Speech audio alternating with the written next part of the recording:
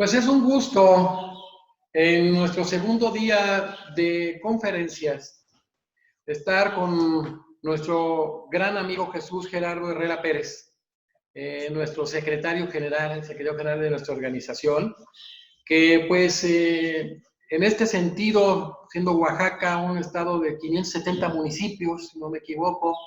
la mayoría regidos incluso por usos y costumbres, pues tiene una gran importancia y Jesús Gerardo Herrera ha tocado de una manera muy profunda y yo diría casi única este tema, que yo creo que nos va a dar mucha luz para lo que es el tema de la defensa adecuada y un efectivo goce de derechos fundamentales y humanos.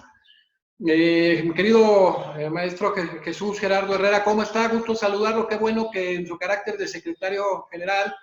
nos acompaña en este ciclo nacional e internacional de conferencias de la Academia Mexicana de Derecho. ¿Qué tal, doctor? Al contrario, es un placer y es un gusto seguir pues aportando, en la medida que usted también nos ha permitido, desde luego, a esta gran familia que es ya la Academia Mexicana de Derecho, y desde luego en el ámbito de esta, no menos importante, a pesar de los pesares, aniversario de esta asociación que se está consolidando todos los días y que hoy es un gran referente no solo a nivel nacional, sino a nivel mundial por la talla de personas que integran esta asociación. Pues muchísimas gracias. Jesús Gerardo Herrera Pérez es director general de la Defensoría Pública en el estado de Oaxaca. Fue vicepresidente de la Asociación Nacional de Defensorías Públicas en México hasta marzo de 2020. Se desempeñó como asesor en la Cámara de Diputados en el Congreso de la Unión y es secretario general de la Academia Mexicana de Derecho, Juan Velázquez. Tocaremos el tema pluralismo jurídico en la defensa pública y bueno, a final de cuentas es un tema más que novedoso, era un tema que no tenía la visibilidad necesaria y Jesús Gerardo Herrera se ha encargado precisamente de tratarlo a fondo, de profundizar en el ámbito de primera y segunda fuente, lo que para nosotros representa un verdadero orgullo. Y bueno, querido Jesús, ¿qué es el pluralismo jurídico? ¿Cómo lo concibes? Bien, doctor, pues este concepto, si bien es cierto, todo representa para los estados latinoamericanos un nuevo concepto y un reto además. Es una postura, una noción totalmente antagónica a la noción que privilegió durante mucho tiempo los sistemas normativos a nivel mundial respecto de la teoría monista, donde únicamente pues, se concebía la posibilidad de una sola existencia de un sistema jurídico. Entendemos que en el contexto y en el tiempo que esta teoría generó una fuerza, la teoría monista, se debía a la necesidad de generar una cohesión del Estado-nación en su momento, y desde luego, y sobre todo, la imposición de la ley del monarca, la imposición de la ley del vencedor. Pero también, si hacemos un escrupuloso intento de ir a profundidad sobre los antecedentes del pluralismo jurídico, y me voy a permitir citar esta obra jurídico-novelista del doctor Burgor Orihuela, del El proceso de Cristo, donde nos habla de que al momento de este juicio, de este proceso, existían diferentes sistemas normativos, sistemas jurídicos, que pudieron haber jugado un papel importante dentro de la competencia de los actos por lo que se juzgó en su momento a Jesús. Y ahí tenemos el sistema jurídico de la ley de Moisés, tenemos que es un sistema religioso, pero que juega parte del sistema jurídico. Está el sistema jurídico romano, y desde luego nos encontramos ahí mismo al sistema jurídico de la ley de Judea, ¿no? Donde está Poncio Pilatos, el representante del rey de los judíos en ese entonces. Y esta introducción de antecedente a manera de reflexión nos sirve para que en atención a ello nos demos cuenta que siempre hemos estado ante la existencia de la coexistencia de diferentes sistemas jurídicos en un mismo tiempo y en un mismo territorio, lo que permite que podamos generar una comprensión profunda, particularmente, insisto, en los países latinoamericanos, donde tenemos una población indígena que también les rigen ciertos sistemas, incluso uno por cada pueblo. El pluralismo jurídico es, en esta conclusión y a grandes rasgos, esta noción de la coexistencia, de la interacción de estos sistemas jurídicos en un mismo tiempo y en un mismo lugar. Existen diferentes concepciones del pluralismo en un sentido que va de lo estricto a lo amplio, y dentro de estos podemos concebir, por ejemplo, que para algunos ponentes la teoría del pluralismo jurídico no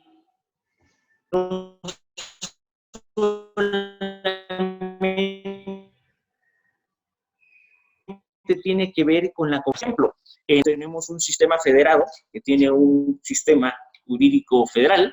y a la vez tenemos a los sistemas jurídicos de las entidades federativas, y esto es considerado para algunos doctrinarios también parte del pluralismo jurídico. Pero hoy nos queremos centrar en la parte fundamental, que es el pluralismo jurídico intercultural, que este pluralismo jurídico intercultural se aboca a la realidad que presenta México como país, donde tenemos una diversidad de pueblos y comunidades indígenas y un pueblo afromexicano.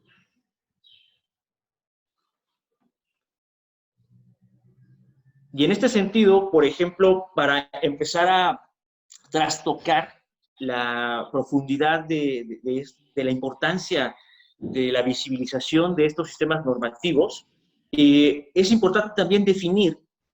dos intentos que ha hecho el Estado mexicano para el efecto útil que deben de tener dentro de esta armonización que debe de existir de sistemas.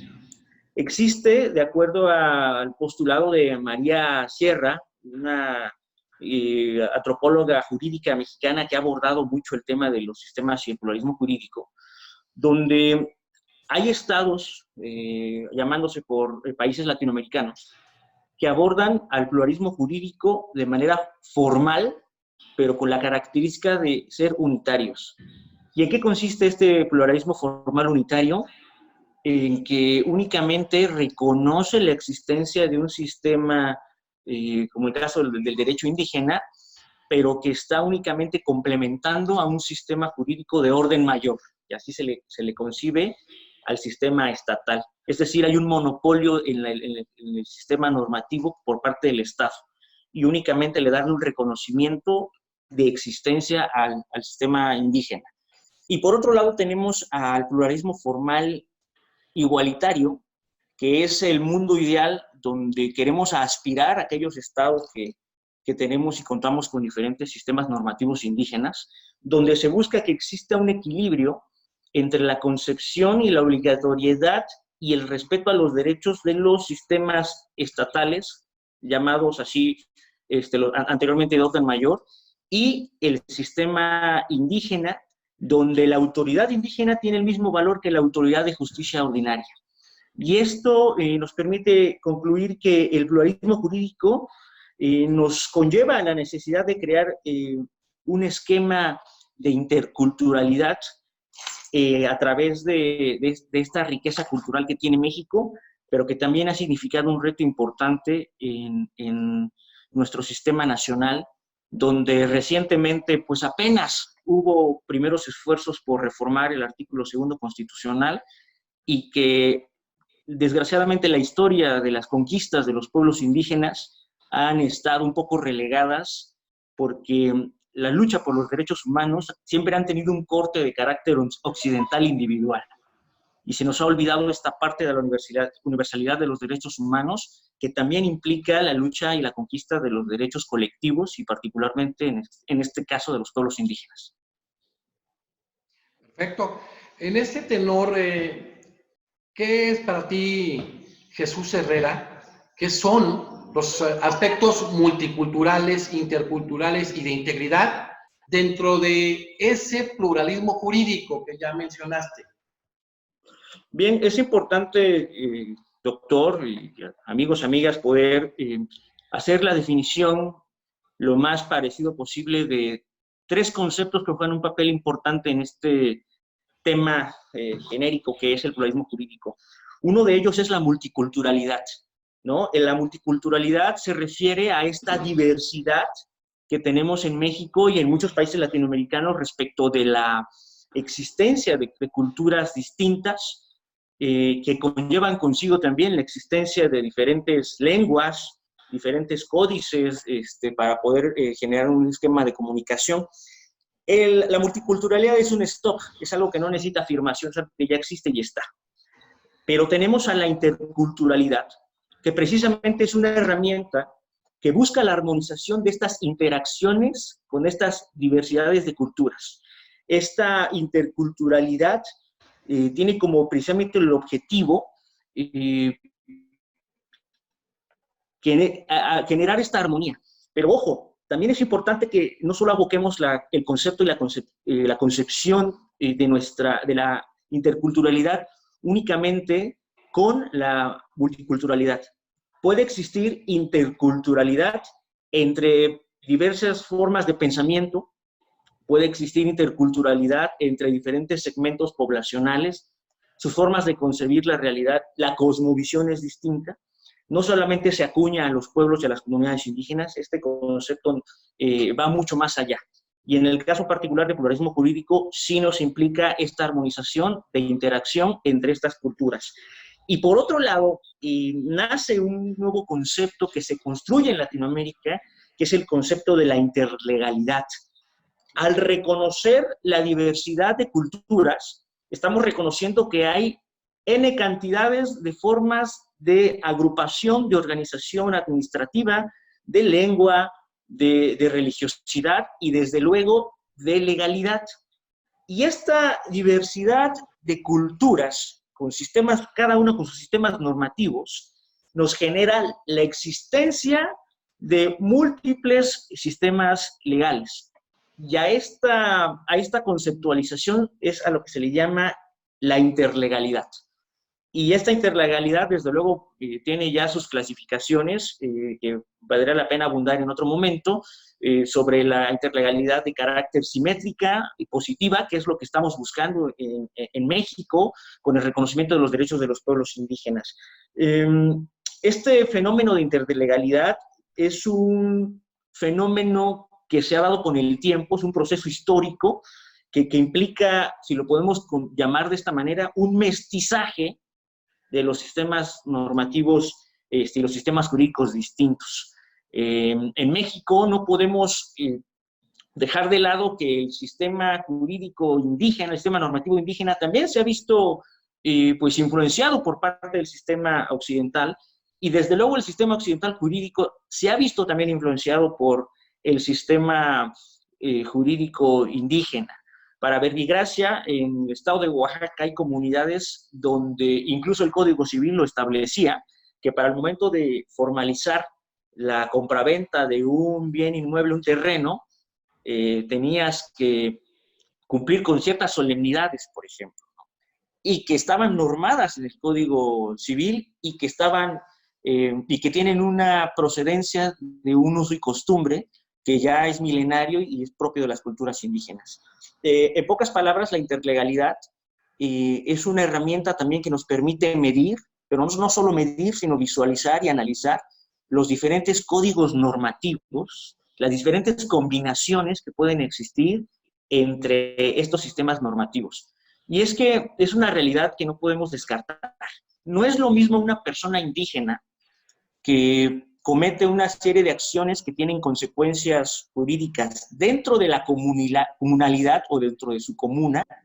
y que va a ser desde luego juzgado por la asamblea, donde recibirá una sanción o una amonestación conforme a la percepción de las reglas que ellos mismos como autoridades se interponen. Sin embargo, esta interculturalidad, es decir, estas diferentes correlaciones de interacción entre culturas, nos permite que podamos conceptualizar que tal vez una persona no indígena viaja a una comunidad indígena, comete acciones o actos que generan consecuencias jurídicas y ahí empieza la combinación de códigos jurídicos normativos. ¿Qué derecho prevalece? ¿Qué derecho le aplicamos? Y lo mismo si una persona de una comunidad indígena mije viaja a una comunidad indígena zapoteca y comete actos que generan consecuencias jurídicas, Estamos aquí ante un nuevo código normativo que nos debe de generar un análisis profundo de cuál va a ser la metodología y de qué forma vamos a ejercer el acceso a la justicia, en este caso, tomando en cuenta estas realidades diversas de legalidad.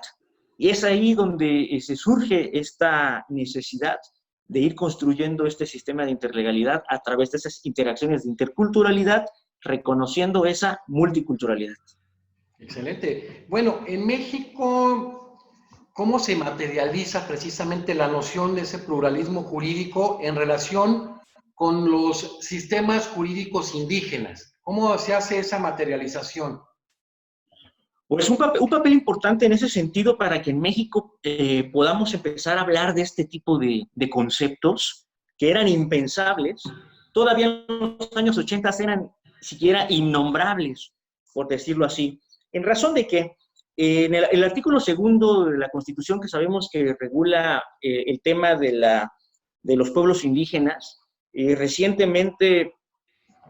tuvo apenas una reforma en el 2001 y otra en el 2016 de carácter profundo para la participación de las mujeres en las comunidades indígenas, pero en lo que se basa a la primera reforma del 2001, ahí nos introduce un concepto importante que ha sido también bastante criticado por la eficacia de esta concepción, que es la autodeterminación.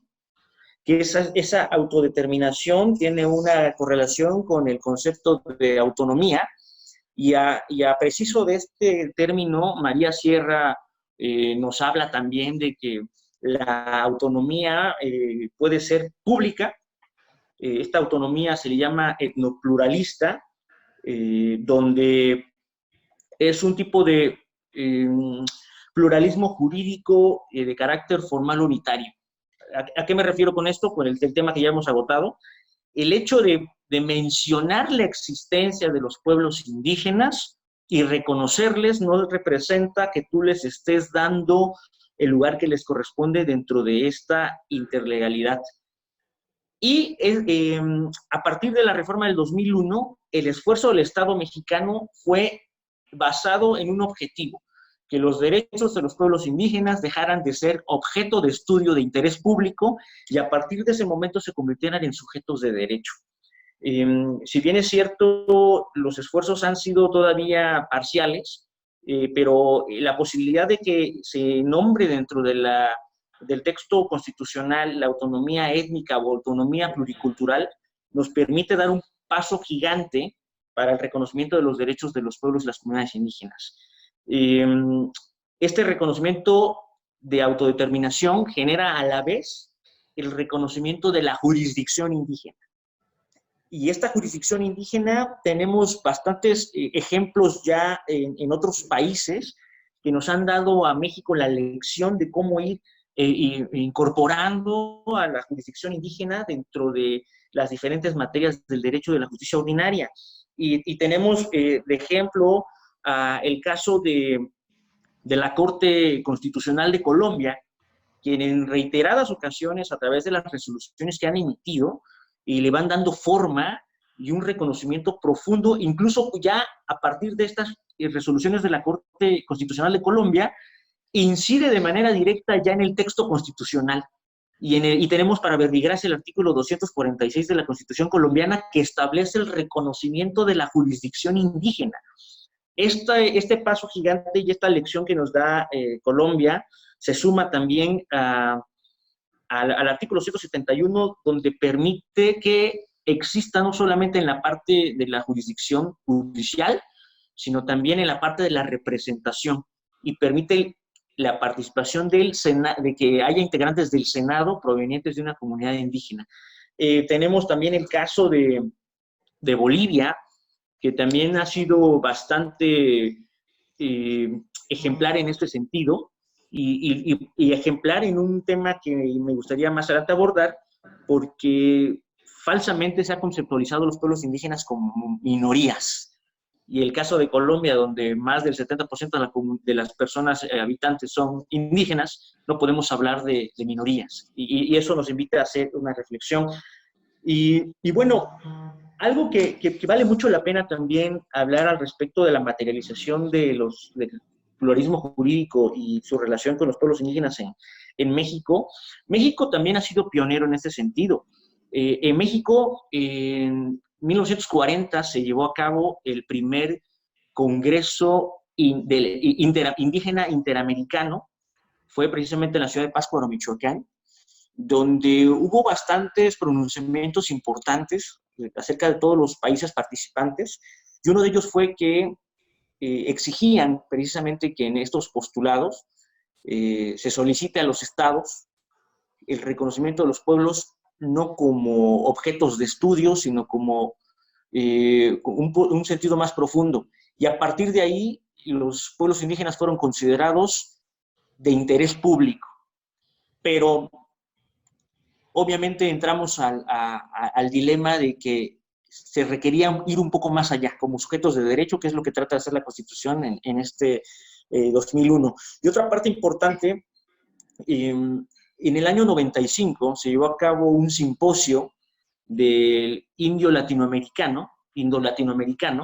donde participan diferentes líderes regionales de pueblos indígenas. Y hay un caso muy particular porque los representantes de los pueblos y comunidades mijes del estado de Oaxaca emiten en un comunicado, en un decreto, en un posicionamiento del servicio de los pueblos mijes,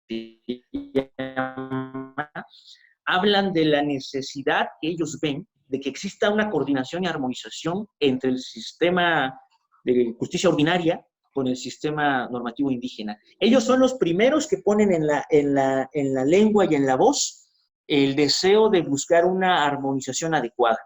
Incluso se les da el uso de la voz y la participación a varias mujeres mijes, quienes también comunicaron su realidad y las diferencias sociopolíticas que juegan en las comunidades indígenas, donde exigían pues mayor participación. Y esto se dio en el 95 y no lo pudimos ver eficaz, con un efecto útil a nivel de texto constitucional, hasta la reforma del 29 de enero del 2016, donde en el artículo 2 constitucional se establece en la fracción tercera la participación de las mujeres y el acceso a los puestos de representación dentro de sus propias comunidades, que son pasos importantes para la materialización precisamente de este tema, del pluralismo jurídico y el reconocimiento de los derechos de los pueblos indígenas. Perfecto. Bueno, con todo esto que ya se ha venido señalando por parte de Jesús, ¿tendrá el mismo alcance de protección la persona indígena como sujeto individual fuera de la colectividad de pueblos indígenas? ¿Es el mismo nivel de protección, Gerardo? Sí, de hecho, este tema, doctor, es muy importante porque precisamente, como lo platicábamos hace unos momentos, falsas concepciones y reconocimiento legítimo de ciertos conceptos como el de minorías, por ejemplo, generan confusión al momento de la aplicación y de la solicitud de tutela de los derechos humanos en materia de pueblos indígenas. ¿En qué sentido? Vuelvo a insistir, hay muchos pueblos latinoamericanos que la agrupación, o mejor dicho, su censo de población representa más del 50 y el 60% de personas indígenas. Segundo, todas las veces que hemos escuchado hablar en los instrumentos internacionales que rigen o que tratan de dar reconocimiento a los pueblos y comunidades indígenas, siempre se dirigen hacia ellos en colectivo, es decir, en plural. El convenio OIT 169 de 1989, que fue el primero que se atrevió a hablar de pueblos y comunidades indígenas, se refiere incluso a las comunidades y los pueblos y grupos tribales,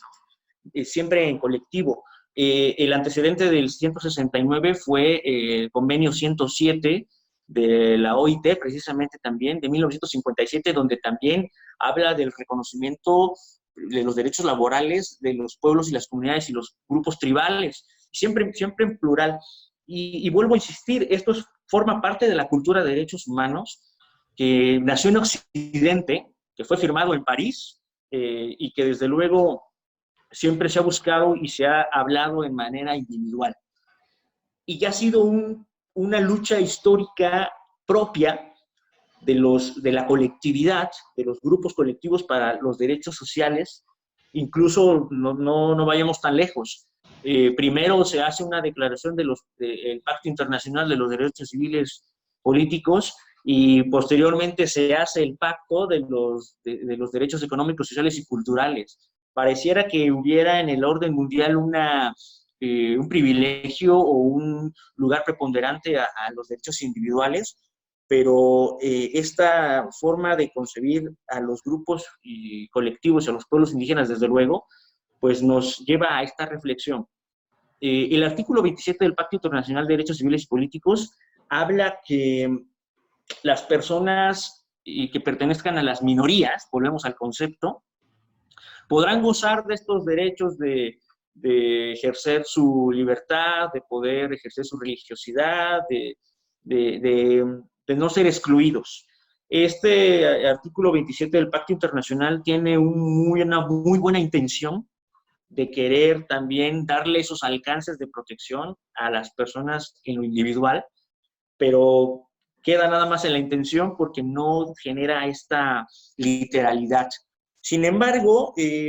tuvo que existir una serie de consolidaciones, tanto en el sistema universal como en el sistema interamericano, para que pudiera tomarse en cuenta esta tutela también a la individualidad de las personas, no solamente en lo colectivo. Y para verbigracia tenemos al Comité de Derechos Humanos, que ante la falta de interpretación de este artículo 27 del pacto, en los exámenes de informe que le hace a los estados, siempre ha manejado un apartado donde habla de la no discriminación, para poder combatir y erradicar un poquito de nuestras mentes este concepto del derecho de las minorías. Hay un caso que llega al Comité de Derechos Humanos, el caso Poma contra Perú, donde precisamente busca que a través de un test o una evaluación de no discriminación a ciertos grupos, genera la destrucción, el efecto útil de destrucción de este concepto para acuñarlo a la protección, con la interpretación de que si estos instrumentos internacionales de protección de derechos humanos tutelan desde el principio, y así lo enuncian en la mayoría de sus postulados y de sus enunciaciones, la protección de la persona humana en lo individual, desde luego es una interpretación pro persona, de hecho de decir que la colectividad simplemente es una forma más de la protección de esta misma persona humana en lo individual. Y al respecto, pues tenemos la Convención para la Eliminación de la Discriminación Racial, que también nos permite interpretar que la persona en sus diferentes acepciones, cosmovisión, sus diferentes formas de organización, de comportamiento, siempre van a estar bajo la tutela de los derechos humanos y de todos los tratados internacionales. En el sistema interamericano también se buscó hacer un esfuerzo importante porque, por si pareciera algo curioso, contradictorio, en casa, en nuestro sistema regional interamericano, en la Convención Americana en ningún artículo se habla sobre específicamente ya el tema directo de los pueblos y las comunidades indígenas. Y hubo una necesidad de que la Corte tratara de, a través de la jurisprudencia, establecer diferentes alcances de protección para los pueblos y las comunidades indígenas. Tenemos el caso de Quichua contra Ecuador, donde se ventila de manera muy eficaz la necesidad de la creación de los derechos de consulta para los pueblos y las comunidades indígenas. La misma Corte emite a través del Instituto Interamericano diferentes protocolos para la creación de las leyes de consulta indígena. Tenemos también una opinión consultiva de la Corte Interamericana respecto de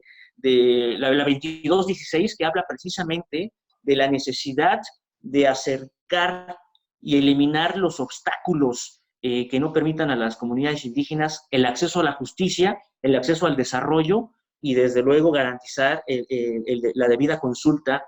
sobre todo cuando se trata de cuestiones que le atañen de manera directa y afectan a la comunidad.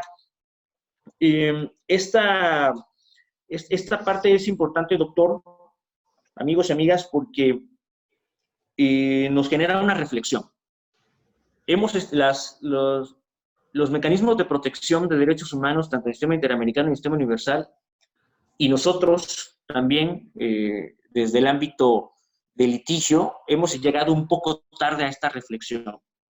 Y nada más para ello, demos cuenta que la ONU emite su declaración sobre los pueblos indígenas en el año 2007, si mal no recuerdo, y la Declaración Americana de los Derechos de los Pueblos Indígenas es de recientemente, el año 2016. Hemos tenido una reacción tardía, pero que hoy nos corresponde a todos nosotros hacerla más eficaz para que los pendientes que tenemos con nuestros pueblos y las comunidades indígenas, pues a la medida de lo más pronto posible se pueda disminuir esa brecha y que hoy podamos pues ya concebir un verdadero pluralismo jurídico en el sistema mexicano.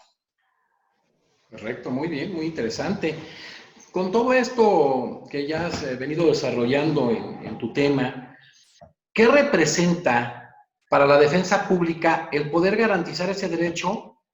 en el universo multicultural, sobre todo en México, países como México, como ya lo señalaste tú, Colombia, Bolivia? ¿Qué representa específicamente en México esa posibilidad de garantizar los derechos fundamentales? Porque si efectivamente, si no se hacen efectivos estos, pues se convierten en derechos imposibles. ¿Qué pasa en ese sentido, Jesús? Claro, hay que partir de un tema bastante importante, que ha sido un reto para la defensa pública, pero que también ha sido un reto para todas las autoridades, y no se diga en los operadores del sistema de justicia. No existe un protocolo, no existe un manual que te permita en qué momento identificar cuando se está ante una persona indígena. Pareciera ser algo muy, incluso dado a la risa. Dices, oye, pero pues yo puedo identificar a una persona indígena porque pues nos vamos primero a las características fenotípicas de la persona. O muchas veces en su forma de vestir, o en su forma o en su lengua, pero estamos dejando de lado con esto también el reconocimiento de la autoascripción, que es una parte importante en la que sí fue enfático y desde luego innovador el reconocimiento que da el convenio 169 del OIT. Pero en caso particular sí es un reto importante, y en el caso de nosotros como defensores públicos, poder hacer esa distinción. Porque ya distinguimos que existe un pluralismo jurídico, ya logramos hacer la distinción de la interacción a través de la herramienta de la interculturalidad que se da en el estado de Oaxaca, donde déjame presumirte, doctor, y compartirle a nuestros compañeros y compañeras que tenemos, pues sí, en efecto, como lo mencionabas en un principio, 570 municipios, de los cuales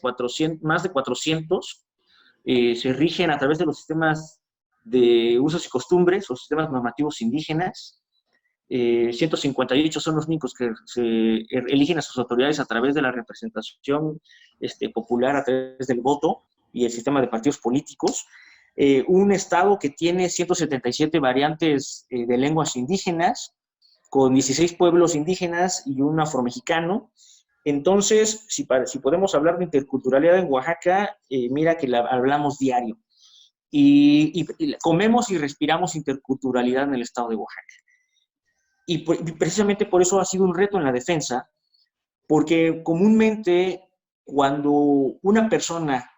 indígena se acerca a solicitar los servicios de la Defensoría Pública, no solo en la materia penal, sino también en la materia administrativa, en la materia familiar, son los primeros que no se autorreconocen como personas indígenas. Y es el reto del defensor público hacer precisamente él esta distinción o este reconocimiento de esta persona. Y en la Defensoría Pública, déjame compartirte que estamos trabajando en un manual para la defensa, para la defensa pública con enfoque en interculturalidad, perspectiva de género y desde luego derechos humanos, que nos permite cuándo saber estar ante una persona que proviene de una comunidad indígena. Y es que falsamente hemos creado o tenemos que deconstruir este concepto de que una persona indígena es una persona que habla una lengua indígena y que se viste con su ropa eh, colorida y vamos, no falta el que diga y que baila en la guelaguetza, ¿verdad? Entonces, esto lo tenemos que empezar a erradicar de nuestro pensamiento. Muchas veces, y lo vemos en materia penal,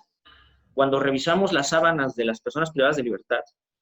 pues nos damos a la sorpresa de que no existían personas indígenas identificadas por su pueblo o su comunidad, ni la variante que hablaban. Entonces, si yo no tengo identificado que cuando estoy ante la presencia de una persona indígena, no puedo distinguir en el segundo paso, que es determinar de qué comunidad es proveniente. Para efecto de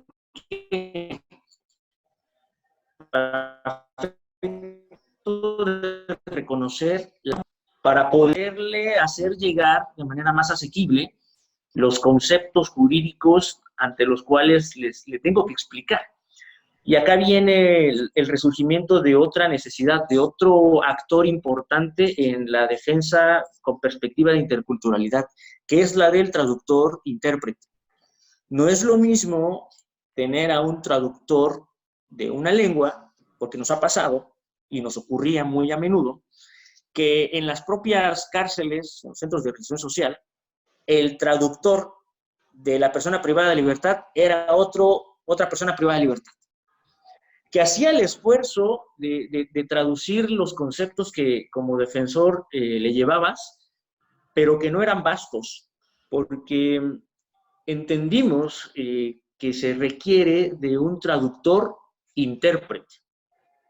Es decir, una persona que tenga también conocimientos jurídicos y que tenga conocimientos de la variante lingüística y que en la suma de estas dos habilidades pueda comunicarle a la persona privada de libertad, en este caso, o a las personas que son atendidas en materia familiar o en materia civil, de qué se está tratando su proceso. Pero topamos con una nueva realidad, doctor. Nosotros haciendo un esfuerzo por querer insertar a la persona indígena en el sistema jurídico codificado civil familiar, en el sistema codificado de justicia penal. Y no nos dimos cuenta, y hablo de manera genérica, de que en sus comunidades existen autoridades indígenas, que existe un código normativo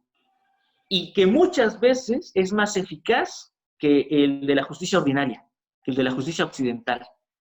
Y a esto viene un tema muy importante, un caso práctico que tuvimos en Chichicapan, una comunidad cercana a los valles centrales, entre los valles centrales y la Sierra Sur de Oaxaca, y hubo unas personas que se acercaron a la comunidad con su autoridad municipal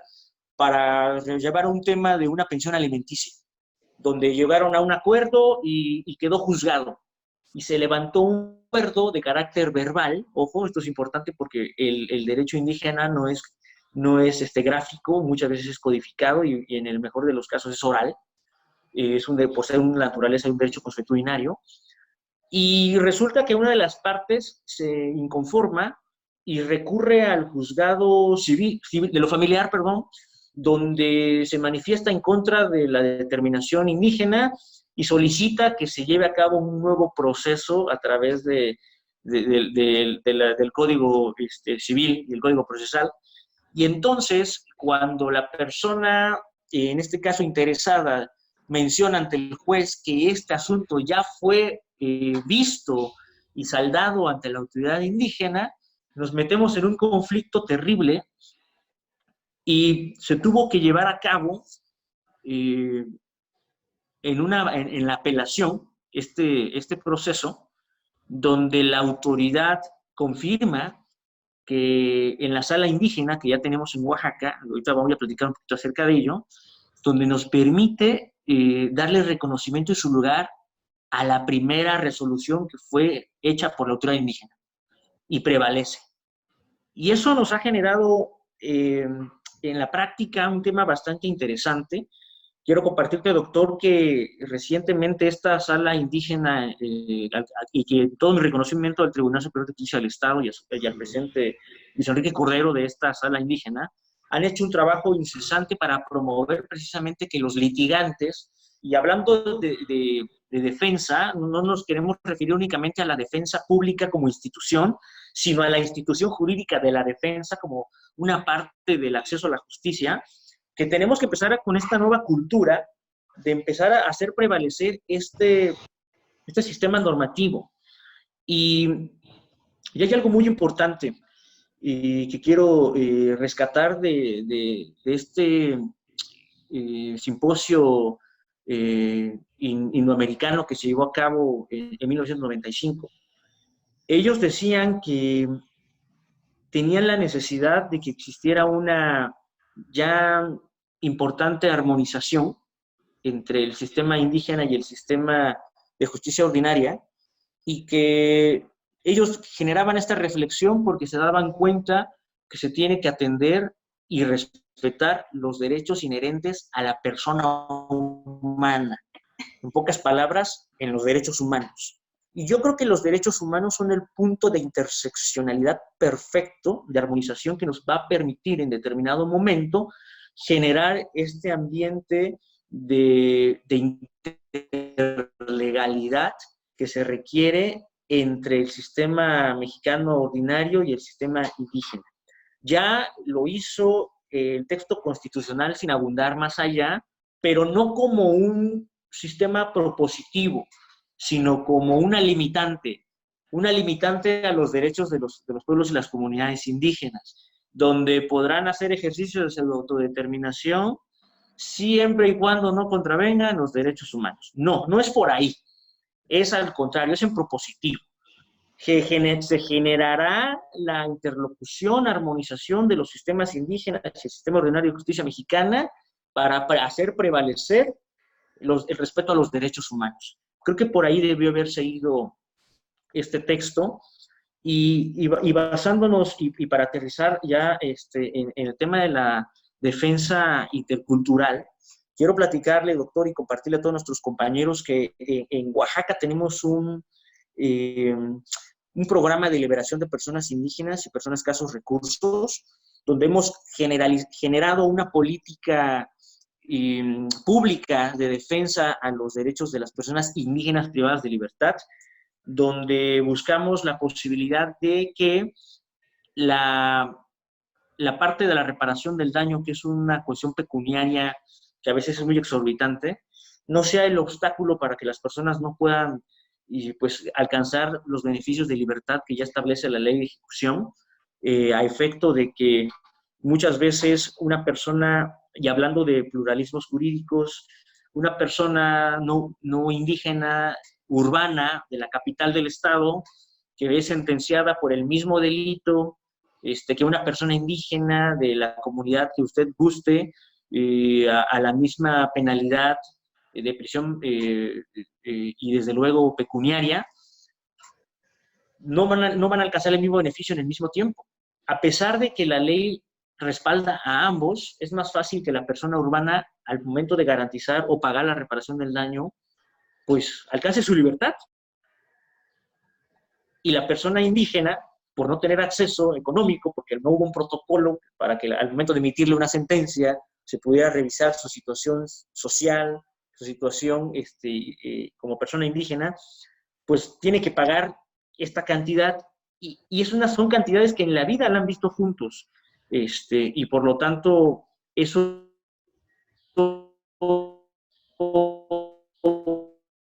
no le permite el acceso a la justicia americana, en el caso Locono contra Surinam, que establece y obliga al Estado de Surinam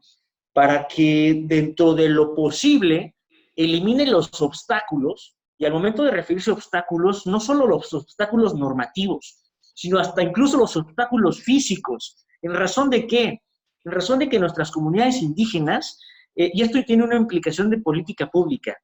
y de concentración de los recursos públicos para las comunidades indígenas, porque las comunidades indígenas generalmente son las que están alejadas de la urbanización,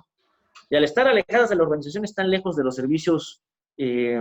básicos, y desde luego uno de ellos, el servicio de los caminos, el servicio del acceso al internet, y desde luego, por si fuera poco, a los servicios del sistema de justicia. Cuando una persona indígena es detenida en alguna comunidad, tardan horas en ponerlo a disposición ante la autoridad correspondiente, en este caso ante el Ministerio Público. Lo que permite también un riesgo para la persona indígena que puede estar sujeta a tratos crueles, inhumanos, a tortura, tratos degradantes, humillantes. Y yo en la defensa pública hago mención de esto porque estamos creando también la traducción de la Carta de Derechos a las diferentes variantes lingüísticas del estado de Oaxaca. Actualmente creamos un programa de traductores, intérpretes y promotores interculturales, que son jóvenes, mujeres y hombres que están estudiando Derecho en el mayor de los casos y que están poniendo el conocimiento de su lengua al servicio de las personas de su propia comunidad, haciendo este tipo de traducciones de las cartas de derechos, de algunas campañas que hemos lanzado de los derechos de las comunidades indígenas, del artículo 20 constitucional, y que es algo interesante y algo importante, y no solamente con la traducción gráfica, gramatical, sino también fonética, es decir, están grabando los audios para que en sus comunidades, a través del sistema de comunicación que tienen, que es el perifoneo, pues puedan estar replicando estos mensajes. Y esto es parte de las acciones y retos que hemos asumido de parte de la defensa pública, pues para garantizar el acceso a la justicia, para garantizar el derecho a la defensa de manera técnica, adecuada, como lo establece constitucional, y diligente, y gratuita y transparente, como lo establece también la Corte Interamericana a través de las diferentes jurisprudencias. Y este padrón de traductores e intérpretes, quiero compartirte, doctor, que es el primer padrón en el país, en México, que además de contar con la certificación de su lengua indígena, estas personas cuentan con su certificación como intérpretes traductores en la Procuración de Justicia, lo que nos permite que hagamos más asequible la defensa intercultural y, desde luego, garantizar la defensa a las personas que están en comunidades indígenas. Más o menos esto es lo que, doctor, hemos podido realizar dentro de la defensa. Hay muchos retos aún apenas contamos con 60 traductores e intérpretes con estas características que te acabo de decir, de las 177 que tenemos en el estado, pero estamos haciendo los mejores esfuerzos, donde pues contamos con el respaldo también del gobierno del estado para seguir fortaleciendo este padrón, y desde luego sumado a las grandes labores que realizan ONGs en el estado de Oaxaca, a quienes yo les doy mi total reconocimiento, como es el caso de CEPIADEP, que es una asociación civil que ya tiene bastante camino recorrido, pues, y haciendo la reflexión de que esto es tarea de todos, no solamente de las autoridades. Creo que en Oaxaca se están dando pasos importantes para seguir siendo garantes de esta defensa intercultural. Perfecto, entonces ya concluyendo, es decir, en Oaxaca se ha logrado innovar en un tema tan importante y bueno, el trabajo que has hecho es impresionante junto con todo tu equipo, todos tus defensores y el apoyo precisamente a la estructura del Estado. Muchas felicidades, mi querido Jesús Herrera. Para mí es un orgullo el que en México, teniendo ese pluralismo, podamos entender ese manejo pluricultural que tenemos que regular. Tú decías muy atinadamente algo importantísimo, eres un hombre que te has metido mucho al derecho de doble fuente, al tema del derecho internacional de derechos humanos, y cómo el grueso de precisamente convenciones, de declaraciones han sido omisas, ¿no? Hablabas tú de los dos pactos que surgen en 1966, de la misma convención que lo puede articular en el artículo 1.1, cuando habla del tema de discriminación, y en el 2, que precisamente tú lo abordaste muy inteligentemente, el 1.2, en el tema de la persona humana para individualizar la defensa de los derechos fundamentales, pero que en verdad no hay un trato especializado que se tiene que hacer con el tema de la autonomía procesal constitucional a través de, sobre todo, de la jurisprudencia de la Corte Interamericana de Derechos Humanos, que ha sido vasta, y de alguna opinión consultiva, y por ahí, ni el mismo protocolo adicional de San Salvador, sino también marca, si no me equivoco, en el artículo 4, la discriminación, y hay un artículo muy interesante que es el 9 de la Carta Democrática Interamericana, que es el que establece precisamente cómo para poder consolidar todo este tema de la democracia, que es una obligación del Estado y es un derecho de nosotros, tiene que generarse esa protección de los grupos indígenas. O sea, muy poco se ha tratado esa Carta Democrática Interamericana, hay que ojearla muy bien, te felicito por todo el trabajo que has hecho. Ese viraje que hiciste hacia los tribunales constitucionales de Bolivia y de Colombia, cabe hacer mención que hoy en día me agrada tanto este Congreso porque se está demostrando la calidad de ponentes internacionales, pero hoy la calidad de los ponentes nacionales con los que cuenta precisamente la Academia Mexicana de Derecho. Es un gusto alternar al mismo nivel. Hoy día puedo decir que Jesús Herrera en estos temas, precisamente temas jurídicos indígenas y pluralismo jurídico, es de avanzada y que de hecho va a exponer uno de los mejores tratadistas en el tema también, Alan Vargas Limas, que es un hombre muy brillante en Bolivia, estará con nosotros también en este foro del cual tú formas parte, y Alan, pues yo creo que sigue mucho el linaje del primer presidente del Tribunal Constitucional boliviano, Pablo Dermisaki Peredo, que es uno de los mejores juristas que me ha tocado conocer, el primer presidente del tribunal, acaba de morir hace muy poco,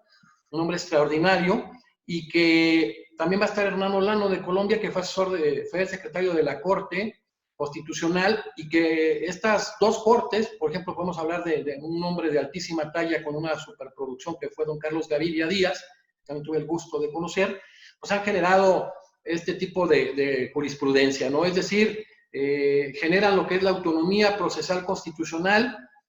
hay un tema de imprevisión constitucional, las constituciones no contemplan todo, pero el grave problema, por ejemplo, era que antes había misiones absolutas y hoy en día con estas regulaciones constitucionales y sobre todo con operadores de tu talla, Jesús, y del equipo que has formado, pues podemos decir que se puede generar aparte de la efectividad en la defensa, pues un manejo integral de defensa que puede ser, yo considero que es, con lo que se ha hecho en el tema de los traductores,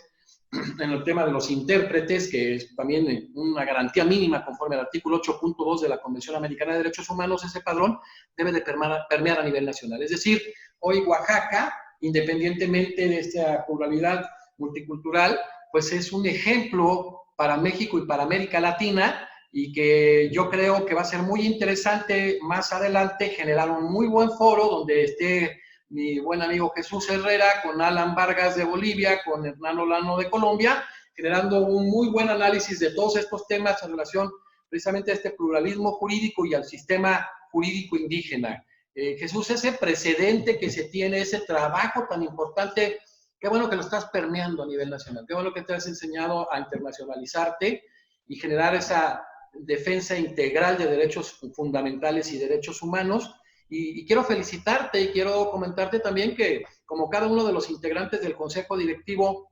Nacional y precisamente de los capítulos en el país, estamos muy orgullosos de este proceso de selección de cada uno de nuestros elementos. Es maravilloso ver cómo a la par de 31 ponentes internacionales, hay 31 ponentes que integran esta Academia Mexicana de Derecho, y qué bueno que nuestro secretario general también pues esté generando un parteaguas en este tema tan importante, como lo dice la Carta Democrática Interamericana,